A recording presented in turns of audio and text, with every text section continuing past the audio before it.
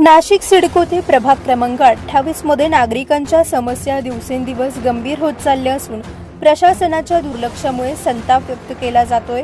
परिसरातील रहिवाशांनी सांगितले की घरासमोर दर 6 महिन्यांनी विविध कामांच्या नावाखाली खड्डे खोदले जातात, मात्र काम पूर्ण झाल्यानंतर हे खड्डे व्यवस्थित भरले जात नसल्याने नागरिकांना मोठा त्रास सहन करावा लागतो। ती डीपी बी आहे, लाईटची ती डीपी सगळं सोडून बिडून गेलेली आहे। आणि 6 लाईन आहे माझ्या दारापुढे, इलेक्ट्रिकची लाईन आहे, गॅसची लाईन आहे, केबल आहे।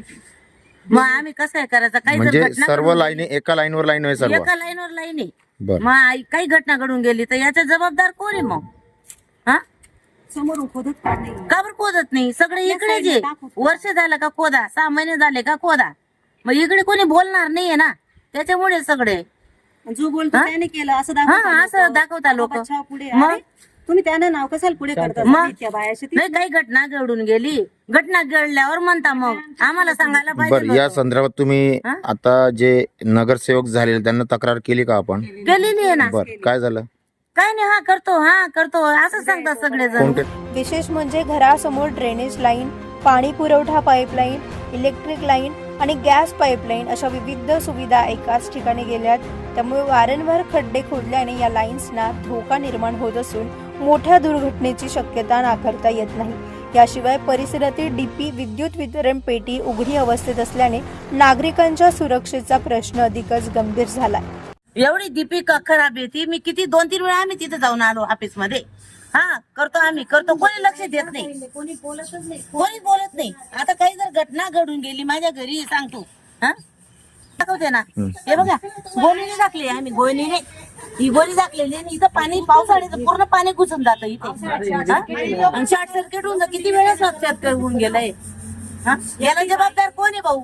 मग काही घटना घडल्यानंतर सांगतील लोक, आम्हाला सांगायला पाहिजे होतं, बरं, इथूनच कनेक्शन इथं इथूनच सगळं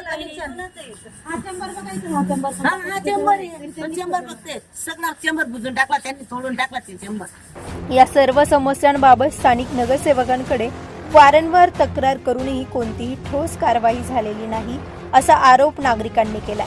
प्रशासनाच्या या निष्काळजीपणामुळे नागरिकांमध्ये तीव्र नाराजी निर्माण झाली आहे।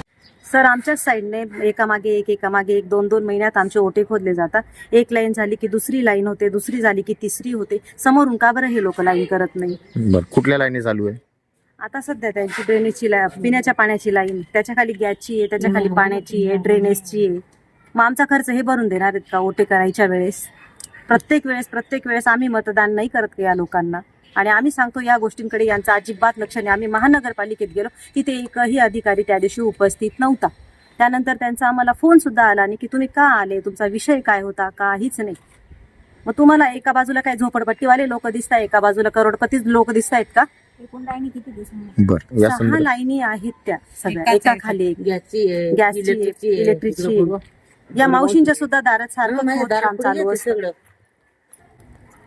आम्हाला जर ह्या गोष्टीवर पटकन काही प्रतिक्रिया किंवा न्यायनिवाडा नाही मिळाला तर आम्ही ना याच्यावर सगळं आंदोलन करू महानगरपालिकेत।